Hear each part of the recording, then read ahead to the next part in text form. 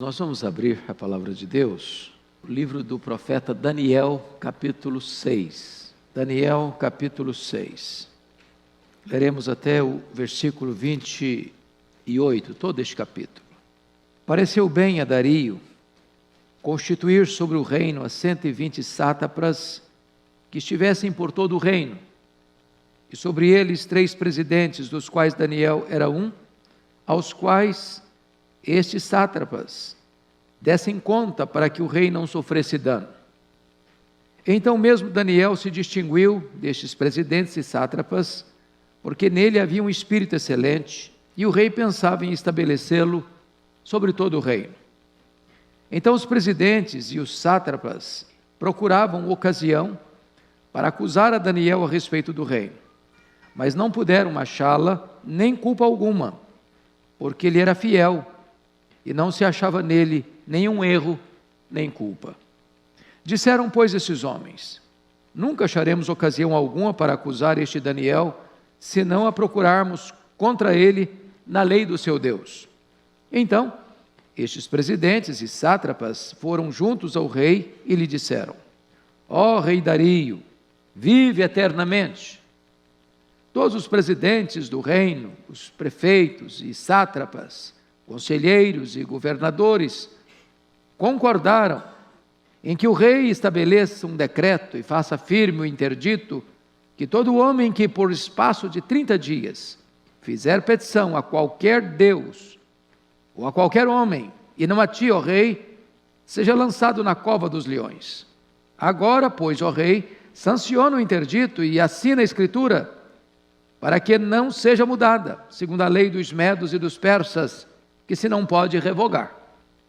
Por esta causa, o rei Dario assinou a escritura e o interdito. Daniel, pois, quando soube que a escritura estava assinada, entrou em sua casa e em cima no seu quarto, onde havia janelas abertas da banda de Jerusalém, 3 vezes no dia se punha de joelhos e orava, e dava graças diante do seu Deus, como costumava fazer. Então aqueles homens foram juntos, e tendo achado a Daniel a orar e a suplicar diante do seu Deus, se apresentaram ao rei, e a respeito do interdito real lhe disseram: não assinaste o interdito que por espaço de 30 dias, todo homem que fizesse petição a qualquer Deus, ou a qualquer homem, e não a ti, ó rei, fosse lançado na cova dos leões? E respondeu o rei e disse: esta palavra é certa, segundo a lei dos medos e dos persas, que se não pode morrer revogar.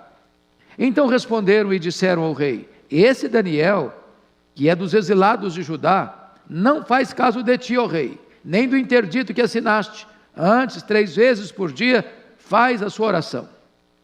Tendo o rei ouvido essas coisas, ficou muito penalizado e determinou consigo mesmo livrar a Daniel, e até o pôr do sol se empenhou por salvá-lo. Então, aqueles homens foram juntos ao rei e lhe disseram: sabe, ó rei, que é lei dos medos e dos persas, que nenhum interdito ou decreto que o rei sancione se pode mudar. Então o rei ordenou que trouxessem a Daniel e o lançassem na cova dos leões. Disse o rei a Daniel: o teu Deus, a quem tu continuamente serves, que ele te livre. Foi trazida uma pedra e posta sobre a boca da cova.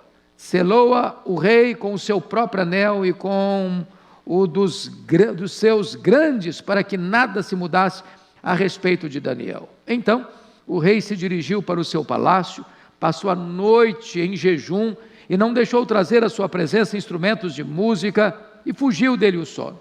Pela manhã, ao romper do dia, levantou-se o rei e foi com pressa à cova dos leões.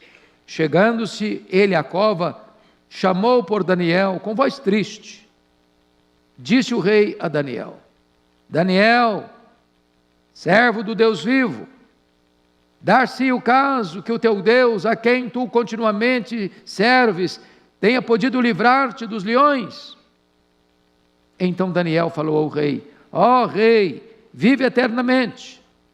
O meu Deus enviou o seu anjo e fechou a boca dos leões, para que não me fizessem dano, porque foi achada em mim inocência dentro de ti. Também contra ti, ó rei, não cometi delito algum. Então o rei se alegrou sobremaneira e mandou tirar a Daniel da cova. Assim foi tirado Daniel da cova, e nenhum dano se achou nele, porque crera no seu Deus. Ordenou o rei, e foram trazidos aqueles homens que tinham acusado a Daniel, e foram lançados na cova dos leões, eles, seus filhos e suas mulheres. E ainda não tinham chegado ao fundo da cova, e já os leões se apoderaram deles e lhes esmigalharam todos os ossos. Então, o rei Dario escreveu aos povos, nações e homens de todas as línguas que habitavam em toda a terra: paz vos seja multiplicada. Faço um decreto pelo qual em todo o domínio do meu reino os homens tremam e temam perante o Deus de Daniel, porque ele é o Deus vivo e que permanece para sempre. O seu reino não será destruído e o seu domínio não terá fim. Ele livra e salva, e faz sinais e maravilhas no céu e na terra. Foi ele quem livrou a Daniel do poder dos leões. Daniel, pois, prosperou no reinado de Dario e no reinado de Ciro, o persa. Amém. Como manter-se íntegro no meio da corrupção é o tema da meditação desta noite.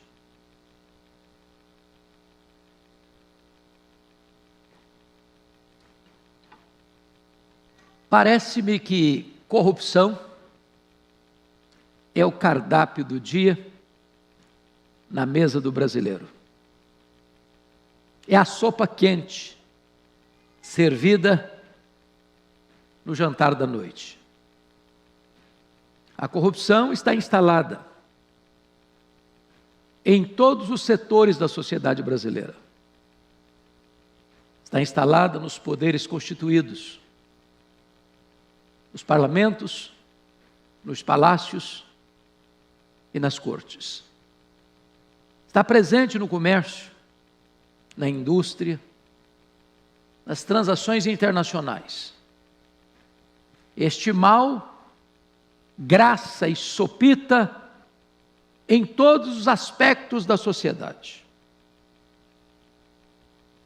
Warren Wiersbe, ilustre escritor americano, diz que a maior crise da sociedade é a crise de integridade. Está presente na família e, às vezes, até na igreja. Um fato me chamou a atenção há pouco tempo.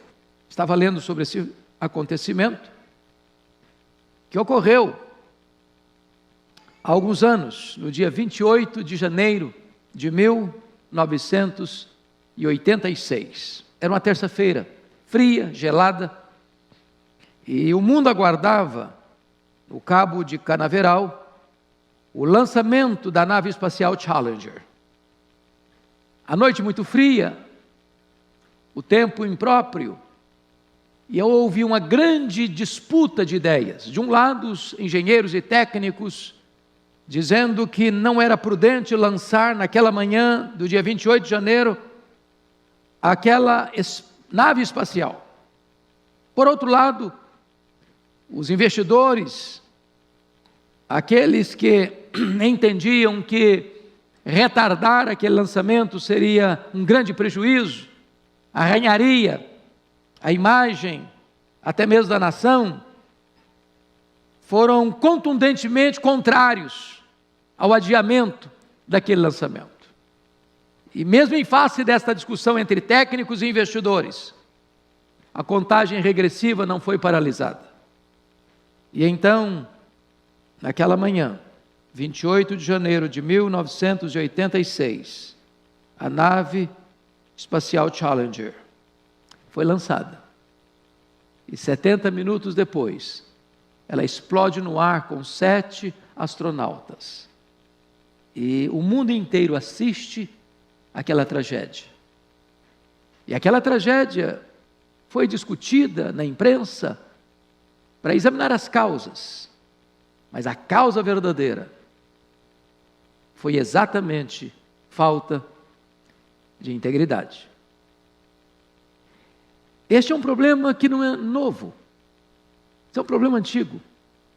E o texto que nós estamos lendo retrata para nós exatamente esse cenário. A falta de integridade na política de um império antigo. A mesma falta de integridade que você vê hoje na política brasileira.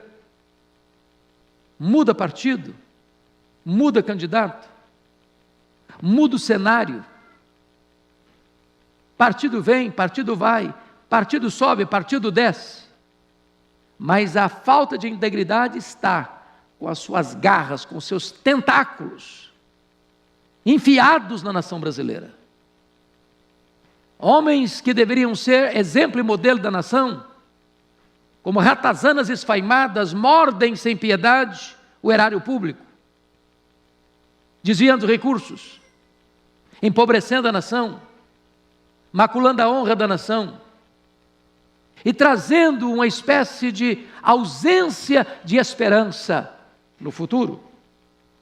Eu gostaria que nós olhássemos hoje, meus irmãos, esse texto lido, para entender que a igreja pode olhar para a Escritura, a sociedade brasileira pode olhar para a Escritura e encontrar uma resposta de Deus para esse tempo tão difícil,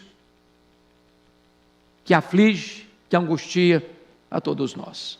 Primeiramente, vejamos Daniel, um homem íntegro num meio encharcado de corrupção. Qual o contexto aqui?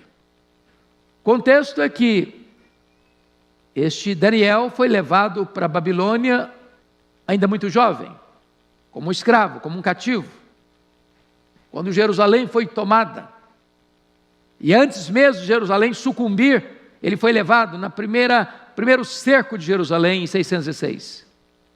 Mais tarde ele toma consciência que a sua cidade, que o seu país foi dominado, foi escravizado, e o seu povo foi levado prisioneiro. Mas ele permaneceu fiel a Deus, apesar das circunstâncias adversas.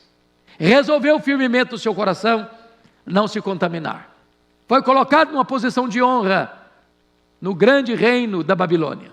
A Babilônia caiu nas mãos do Império Medo-Persa. E diz a Bíblia que Daniel continuou como um grande personagem político da mais alta monta e influência naquele novo império. Curiosamente, o império da Babilônia, vocês bem sabem, era centralizado no rei. O rei era o todo-poderoso. Ele era a lei e ele estava também acima da lei. O novo império que assume, o Império Medo-Persa, é diferente. O poder é descentralizado. Então, rei Dario nomeia 120 sátrapas, como se fossem prefeitos no seu grande império, e nomeia 3 governadores, para que esses governadores fiscalizassem esses chamados prefeitos, para que não houvesse dano, para que não houvesse corrupção, para que a corrupção não drenasse os recursos do seu império, e assim o império pudesse se desenvolver. Mas diz o texto, que ele, por entender que em Daniel havia um espírito excelente, por entender que o Daniel era diferente dos demais, por entender que ele era um homem íntegro e confiável, ele pensava colocar Daniel acima dos outros governadores e sob o comando de todo o seu império. E aqui uma primeira palavra: a integridade incomoda. Um homem íntegro desestabiliza o sistema. Um homem íntegro é um perigo para o esquema de corrupção. Então diz a Bíblia que esses outros governadores começaram a se reunir com os 120 sátrapas ou prefeitos para bolar um plano. Esse Daniel precisa sair do nosso caminho. Vamos examiná-lo, vamos investigar a vida dele, vamos abrir os arquivos secretos da vida dele, vamos entrar nas páginas secretas das suas redes sociais, vamos examinar mais profundo o seu passado, vamos investigar melhor o seu presente, vamos fazer uma varredura na sua vida, olhar o lado pessoal, olhar a vida familiar, olhar a vida política, vamos examinar, vamos virar de cabeça para baixo a vida dele, vamos virar pelo avesso a vida dele. Fizeram isso, fizeram uma verdadeira CPI da vida dele, não encontraram nada. Homem íntegro, homem reto, homem confiável. Então chegaram a outra conclusão: para pegar esse homem, nós vamos ter que encontrar algum erro dele na área religiosa. Ele é muito religioso, ele ora a Deus, ele tem vida devocional. Vamos criar um plano, vamos bolar uma estratégia para a gente pegar esse homem. Então notem vocês que o que eles fazem é algo absolutamente muito estranho. Porque aí entra um outro aspecto perigoso que se chama de bajulação. Irmão, bajulação é um perigo. Bajulação é aquele elogio falso. É aquela pessoa que chega e bota você lá nas nuvens e depois tira a escada. É aquela pessoa que cobre você de elogios, mas na verdade ele está querendo te dar uma rasteira. E aí chegaram para o rei Dario e fizeram para ele uma proposta muito indecorosa. Olha, rei, nós reunimos todo mundo e mentiram, porque disseram para o rei que estavam todos eles em comum acordo, conforme o verso 7, em comum acordo, só que Daniel não está sabendo de nada, é uma mentira. Por trás da bajulação tem a mentira. E a proposta é esta, rei, é que nós queremos que por 30 dias o senhor assuma o papel de divindade. Ninguém neste reino, vasto reino, pode fazer qualquer pedido, qualquer oração, qualquer súplica, a qualquer Deus ou a qualquer homem que não seja a ti, ó rei Dario.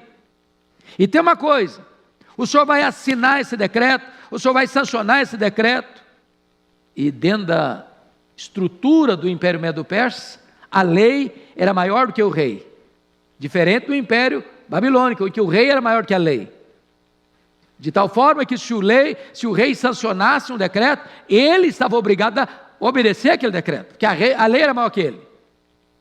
Então esses líderes mancomunados se reúnem, vão então ao rei Dario e dizem: olha, rei Dario, assina o decreto, assina o edito, assina a escritura, para que fique bem claro que nenhum cidadão, nenhuma pessoa, em todo o seu vasto reino, durante um mês inteiro, não pode fazer qualquer petição, qualquer oração, qualquer súplica a qualquer Deus ou a qualquer homem que não seja a ti.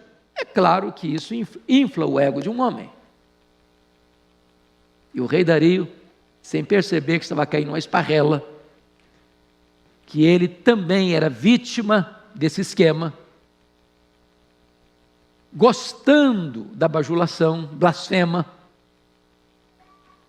fazendo dele um Deus durante um mês, assina o edito.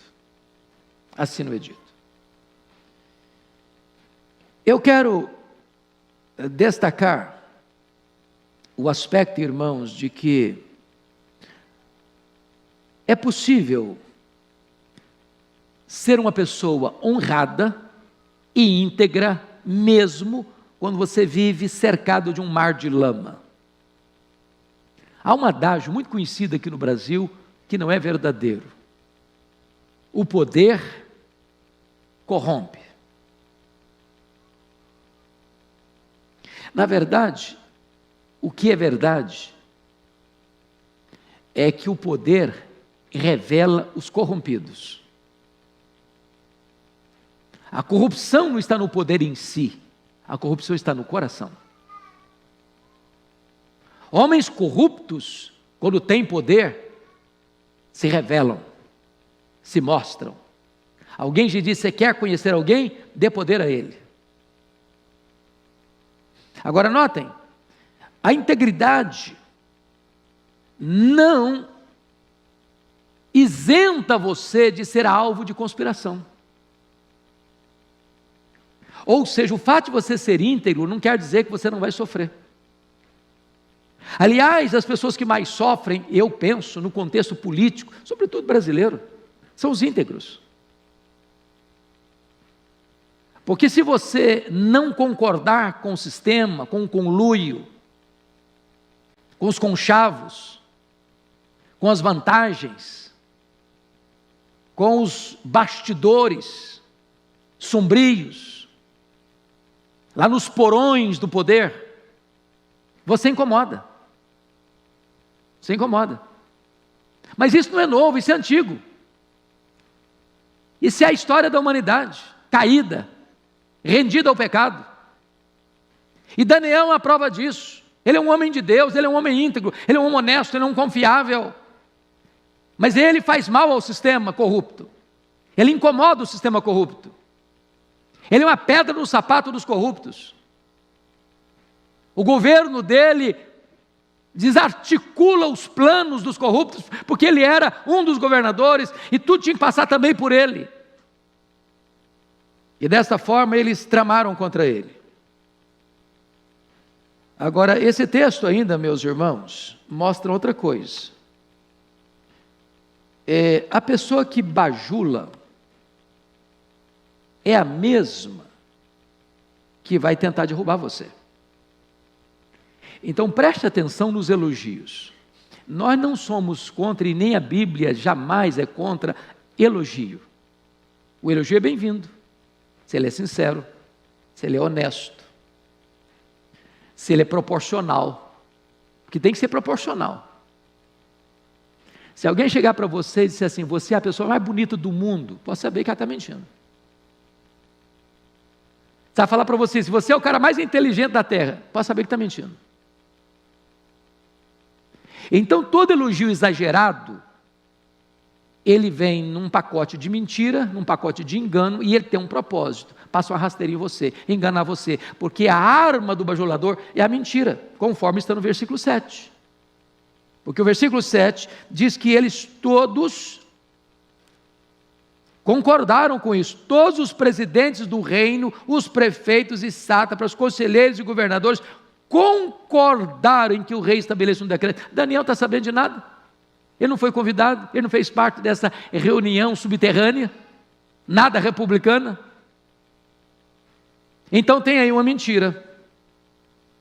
Agora, a vida de Daniel ainda prova que um homem pode ser íntegro, meus irmãos, tanto na adversidade como na prosperidade. Daniel foi íntegro na adversidade, está lá em Daniel 1:8. Ele resolveu firmemente no seu coração não se contaminar, quando ele era apenas um escravo e estudante na Babilônia, estando debaixo de ordens expressas, de ele ter que comer das iguarias da mesa do rei, e beber do vinho que era servido na mesa do rei, e diz a Bíblia que ele resolveu no seu coração não se contaminar. Se você ceder em áreas menores, você não terá força moral para não ceder nas coisas maiores. Agora Daniel, depois de ser primeiro-ministro no Império da Babilônia, agora ele ocupa um cargo de presidente, entre 3 presidentes, que coordena todo o aspecto político do Império Medo-Persa, está em altas rodas políticas daquele império, mas permanece íntegro.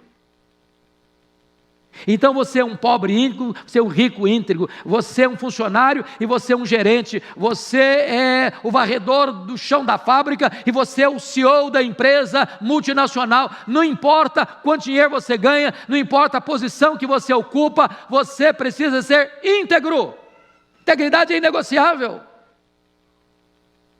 Alguém diz aí nos ditados populares do Brasil, todo ser humano tem um preço. O homem de Deus não tem preço. O homem de Deus não vende a sua consciência. O homem de Deus não negocia seus princípios. Ele prefere a morte. Ele prefere a prisão, como Daniel. Ele prefere a morte, como Daniel. Ele prefere a morte, como o João Batista. Ele não abre mão dos seus princípios e dos seus valores. Pois bem, a vida de Daniel nos prova ainda que integridade implica em você fazer o que é certo, quando ninguém está olhando, ou quando todos estão transigindo. Porque há pessoas honestas diante das câmeras. Se você olhar a política brasileira, as entrevistas dos políticos, na hora de dar uma entrevista ou na hora de um programa, todos eles são honestos, ninguém diz, não, eu sou um cara corrupto. Diante dos holofotes, todo mundo é digno de aplausos, os maiores encômios. Mas quando você vai ver nos bastidores, quando não tem ninguém olhando, ou quando todos estão transigindo, não, aqui é o sistema, é assim, aqui funciona assim. Se você não entrar no esquema, você não sobrevive. Se você não for um político desonesto, você não vai aprovar nada. Você não vai conseguir emenda nenhuma, você não vai conseguir dinheiro nenhum para o seu estado. Se você não entrar no esquema, você está fora do jogo. Esse é o entendimento, essa é a lei que parece que rege. E o que está acontecendo com Daniel é exatamente isso. Havia uma corrupção instalada. O rei Dario está preocupado com isso. Ele sabe que a corrupção está aí e ele quer cercar, ele quer barrar a corrupção. E o que ele faz? Ele nomeia 3 governadores para fiscalizar os 120 prefeitos. A corrupção está lá. Mas Daniel não contribui com esse sistema. E se não contribui com esse sistema, ele tem que ser eliminado. É exatamente isso que está acontecendo aqui. Então, meus amados irmãos, algumas conclusões desse primeiro ponto. Primeiro, piedade não é um impedimento para grandeza e promoção. É possível ser crente e ser um político crente? É possível ser crente e ocupar um cargo público? É possível ser crente e ter influência na nação? É possível, Daniel é uma prova disso. Segunda aplicação prática, a importância absoluta da verdadeira religião na vida de um homem. Se você percebeu que está mantendo Daniel nessa posição de firmeza, na política e mesmo diante de uma sentença de morte, é porque ele acreditava em Deus e confiava em Deus. Há um poder maior, há uma convicção maior que segura esse homem. Não é apenas valores familiares, não é apenas estrutura moral, não é apenas conhecimento, não. Este homem tem uma estrutura muito transcendente que o segura na hora das tempestades da vida, que é a sua confiança em Deus. A terceira lição prática, nesse primeiro ponto, é a profundeza da depravação humana. Daniel não está sendo perseguido porque ele é mau, porque ele é corrupto, porque ele desvia dinheiro público. Ele não está sendo perseguido porque ele é um problema para o seu reino, não. Ele está sendo perseguido porque é honesto, porque é bom, porque é crente, porque é fiel, porque é confiável, porque ele não negocia princípios e valores. Então, se você está sendo perseguido por ser fiel, fique tranquilo, você tem boa companhia do seu lado. Daniel é uma delas. Bom, mas vamos ao segundo ponto desse texto. Daniel é um homem que prefere a morte a transigir com a sua integridade. Versículo 10 nos informa que quando Daniel toma conhecimento de que o rei Dario sancionou o edito de bajulação blasfema que sugeriram para ele de ocupar a posição de Deus durante um mês, que ninguém podia orar ou pedir nada para alguém, a não ser a ele, qualquer outro Deus a não ser a ele, ele podia pensar, bom, então agora eu não posso orar durante esses 30 dias. Eu vou fazer um jejum de oração durante 30 dias, não vou orar, Deus vai saber por que eu não vou orar, Deus sabe que o meu coração é dele, eu vou me poupar, eu não vou cair na esparrela desses caras que tramaram contra mim, ou eu vou orar e vou fechar a janela para ninguém ver, porque o que importa é que Deus está vendo, muito embora os homens não estejam olhando. Meus irmãos, se nós olharmos o cenário, eu não sei se nós teríamos a coragem de Daniel. A gente podia olhar, tem muita coisa a perder, se eu saio desse governo agora, vai ser uma encrenca, eles vão botar a mão em tudo. Então eu vou ser prudente, eu não vou orar durante 30 dias, ou eu vou orar com a janela fechada. E se Daniel fizesse isso, você talvez aplaudiria Daniel. Parabéns, Daniel, você é um cara prudente, um cara sábio, um cara sensato. Mas Daniel entendeu outra coisa. Ele não muda a sua agenda, apesar de saber que agindo assim, ele estava literalmente sentenciado de morte e sabia mais, que nem o rei tinha poder de tirá-lo da cova dos leões, porque dentro do sistema medo-persa, a lei era maior do que o rei. Portanto, prestem bem atenção nisso. A cova do Daniel não foi aquela em que foi jogada. A verdadeira cova dos leões de Daniel foi o seu quarto de oração. Ele era esperto ou sábio o suficiente para saber que ele estava sendo vítima de uma trama. E ele sabia que os seus inimigos e bajuladores do rei estariam de espreita para olhar para a casa dele, para ver se tinha janela aberta, como era costume dele, para as bandas de Jerusalém, para ver esse homem orando 3 vezes por dia, o que ele fazia sempre.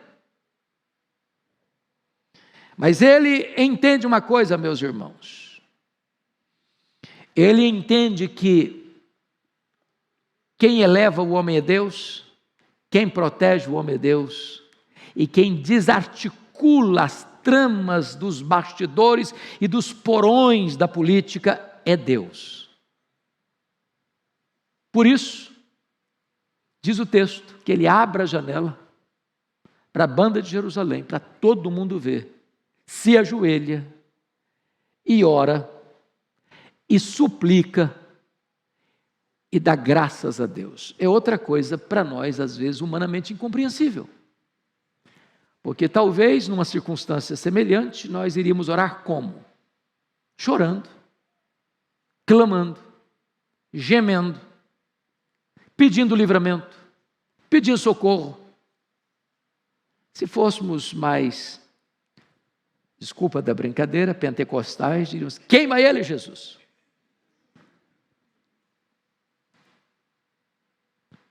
E ele ora e dá graças. E dá graças. Meus amados irmãos, se vocês perceberem, a oração dele é constante, a oração dele é regular, a oração dele é de gratidão a Deus, e a oração dele é de clamor aos céus com intensidade, porque a expressão que aparece aí com súplicas, no verso 11, a ideia é de derramar e despejar o coração. Agora veja outra coisa importante. Aqui está a providência de Deus, muitas vezes por nós, tantas vezes misteriosa. Eu pergunto a vocês, Deus poderia ter livrado Daniel da cova dos leões? Deus poderia. Deus poderia ter desmascarado aqueles inimigos dele antes de ele ser jogado na cova dos leões. Deus poderia ter encontrado uma saída mais amena, ou até mais rápida, para que Daniel não fosse jogado naquela cova dos leões. Vocês sabem que cada império tinha a sua forma de matar as pessoas. No império da Babilônia, a pena de morte era jogar numa fornalha ardente. A pena de morte no império Medo-Persa era jogar numa cova de leões. A pena de morte no império romano era crucificar. E agora veja você que jogar numa cova de leões, a ideia, e está escrito aqui em Daniel 6, que a pessoa é devorada antes de chegar no chão. Só no jogar, os leões estão na cova famintos. Eles são fortes, suas mandíbulas são poderosas, e os ossos são esmigalhados. É uma morte rápida. E o texto vai nos informar então que eles descobrem, eles informam o rei tenta salvar Daniel, e aí eu acho muito curioso, porque quando o rei intenta salvar Daniel até o pôr do sol, os mesmos que bajularam chegam para o rei e falam: olha, rei, o senhor não pode fazer isso não. O senhor não sabe que a lei é maior do que o senhor? O senhor assinou e agora o senhor cumpre. E aí o rei já começa a perceber a jogada. O rei começa a perceber que aqueles que o bajularam tinham uma coisa por trás para bajulá-lo. Que toda aquela exaltação, colocando-o como uma divindade durante 30 dias, não tinha nada de honesto naquilo, não tinha nada de sincero naquilo, era uma bajulação hipócrita que levava a induzir o rei a um erro para assinar um documento, para atingir uma pessoa que o rei admirava e queria constituí-lo como presidente de todos os demais.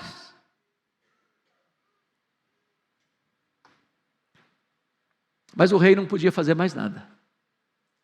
O rei era subalterno à própria lei que ele havia sancionado. A pergunta é, por que Deus não livra dos problemas? Às vezes Deus livra nos problemas. Deus não livrou José de ir para a cadeia. Ele era inocente. Deus não livrou os 3 judeus da fornalha. Livrou-os dentro da fornalha. Deus não livrou Daniel da cova. Livrou lá dentro da cova. Eu não sei como é que está a sua vida, mas talvez você esteja passando por uma luta muito grande. Você já orou, você já chorou, você já jejuou. Deus me livra desse problema, Deus me livra dessa situação, Deus me livra dessa situação. E Deus, meu filho, eu vou livrar, mas não é da situação, é na situação.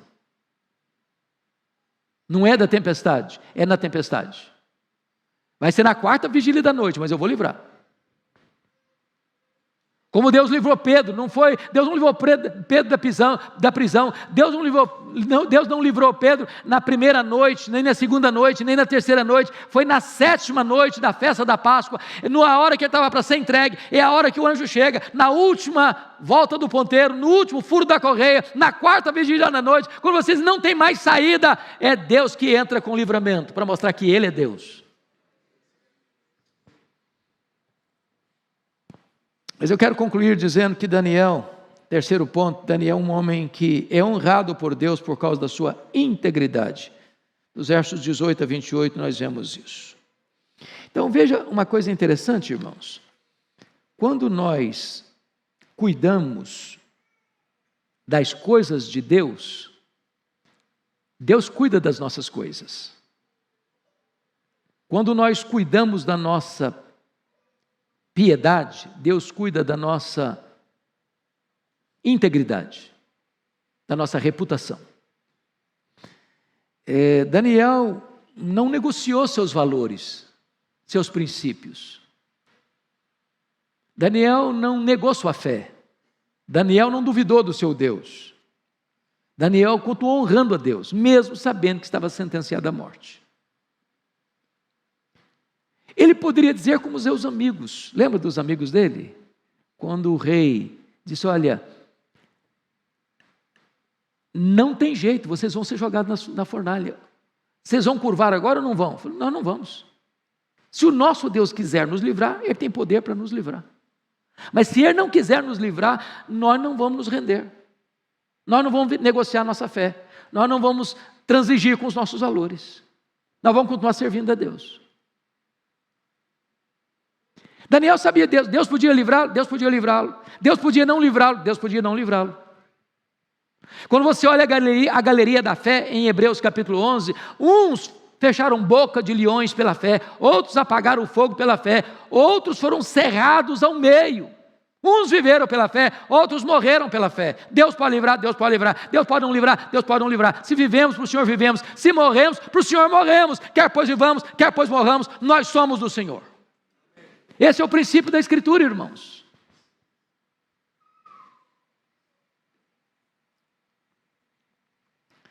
Agora veja o verso 24 comigo. Quando nós cuidamos da nossa integridade, Deus defende a nossa causa contra os nossos inimigos, porque Deus virou a mesa. E quando Deus vira a mesa, até gente que talvez não tinha culpa diretamente, passa a sofrer as penalidades. Porque olha o versículo 24. Ordenou o rei, e foram trazidos aqueles homens que tinham acusado Daniel, e foram lançados na cova dos leões, eles, seus filhos e suas mulheres. Nós não temos informação de que os filhos desses homens, que as mulheres desses homens, estavam também nessa trama.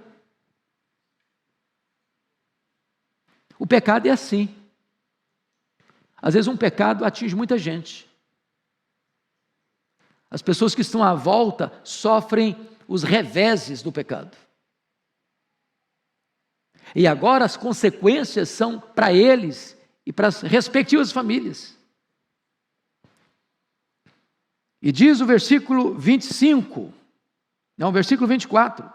E ainda não tinham chegado ao fundo da cova, e já os leões se apoderaram deles e lhes esmigalharam todos os ossos. Ou seja, Deus mudou o placar do jogo. Deus virou a mesa. A situação se reverteu. Quem estava ganhando, perdeu. Quem estava perdendo, ganhou.